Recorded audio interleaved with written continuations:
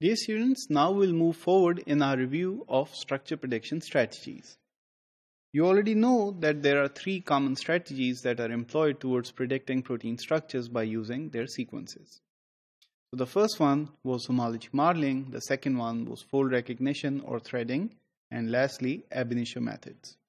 So in this module, we'll be reviewing fold recognition. So in this slide, you can see that if we had the primary sequence of proteins that was obtained from either Edman degradation or mass spectrometry, then we could move towards homology modeling. However, if we had no homologs with 3D structures, then we had to move to a different strategy. This strategy is called fold assignment. So once again, if you cannot find complete protein structures having similar sequences to your sequence, then you have to move to fold recognition. So in fold recognition, you started by looking at folds from the library. So these folds were then investigated individually for possibility of being formed by the amino acid sequence. A protein may have multiple folds, of course. So here is your amino acid sequence, here is the scoring function, and all of that is put into this threading algorithm. And you may now know that the most common tool for threading is the iTester. You should go and use it sometimes. And then the threading software, it outputs the predicted structure. Now let's take a look at a step-by-step flowchart.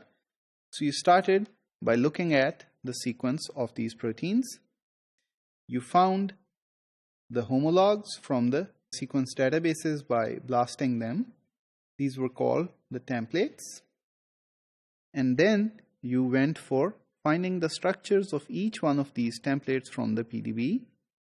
And then these PDB structures were searched in the fold database such as SCOP.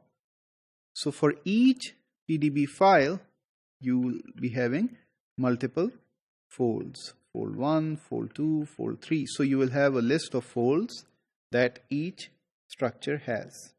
Next, you compare the predicted structure and experimental homologs.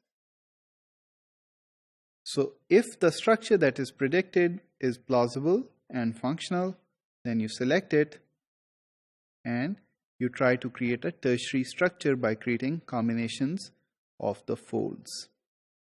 And therefore, your structure is made.